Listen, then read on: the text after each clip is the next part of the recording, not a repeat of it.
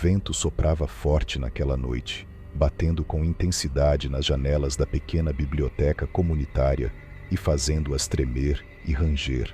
Clara, a recém-chegada bibliotecária, estava envolvida em seus últimos minutos de trabalho, organizando os livros restantes nas prateleiras. O som do vento parecia ecoar pelas paredes, e Clara sentiu um calafrio quando percebeu uma figura estranha refletida no vidro. Ela rapidamente se virou, mas a área estava vazia. Tentou afastar o sentimento de desconforto e voltou a se concentrar na tarefa, mas a sensação inquietante de estar sendo observada não a abandonava. A biblioteca, que antes era um refúgio de paz e silêncio, parecia agora abrigar uma presença sombria e inexplicável entre os livros e estantes. Enquanto revisava os registros antigos, em busca de algum erro, Clara encontrou um livro que nunca tinha visto antes. O volume era antigo e empoeirado, sem qualquer título visível na capa, o que só aumentava o mistério em torno dele. Ao abrir o livro, ela ficou surpresa ao encontrar páginas em branco, exceto por uma anotação na primeira folha que dizia: "Apenas quando a luz se apagar, a verdade será revelada." Clara sentiu um frio na espinha ao ler a mensagem enigmática. O livro parecia carregar um segredo obscuro, e a sensação de inquietação só aumentava. A curiosidade a instigava, mas também estava assustada com o que poderia descobrir. Decidida a entender o que significava a mensagem, Clara resolveu levar o livro para casa, planejando investigar mais detalhadamente no dia seguinte. O silêncio opressivo da biblioteca parecia estar carregado de uma energia perturbadora, e Clara mal podia esperar para deixar aquele lugar. O mistério do livro e a sensação de estar sendo vigiada a acompanhavam enquanto ela fechava a biblioteca e se preparava para a noite que prometia ser cheia de revelações inquietantes.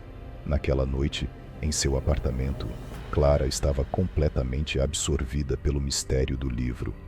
A anotação enigmática sobre a luz e a verdade a havia deixado inquieta e, em um impulso, decidiu seguir a sugestão. Ela apagou as luzes do cômodo e acendeu uma vela, criando uma atmosfera de penumbra que parecia combinar com o clima de mistério.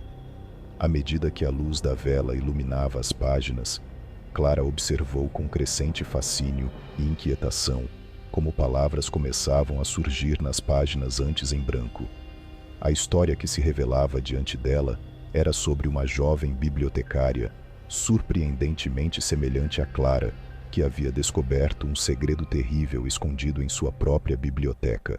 Conforme Clara avançava na leitura, a sensação de que a história do livro estava de algum modo conectada com a sua própria vida se intensificava. Os detalhes descritos no livro eram assustadoramente precisos, retratando eventos e circunstâncias que pareciam espelhar sua própria situação. A narrativa detalhava uma série de eventos sombrios e perturbadores que começavam a se desenrolar exatamente como descrito. Cada palavra parecia carregar um tom de premonição, e Clara não pôde deixar de sentir um crescente pavor enquanto a história se desenrolava com uma precisão inquietante. O terror de Clara alcançou um pico quando o livro mencionou que naquela mesma noite alguém estava batendo à sua porta.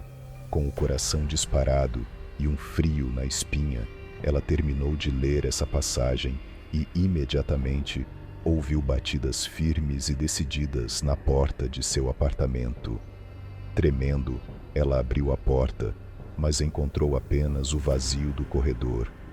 A sensação de medo e confusão tomou conta dela, fazendo-a questionar se estava lidando com uma simples coincidência ou se estava realmente sendo guiada por um poder desconhecido que tinha controle sobre sua realidade.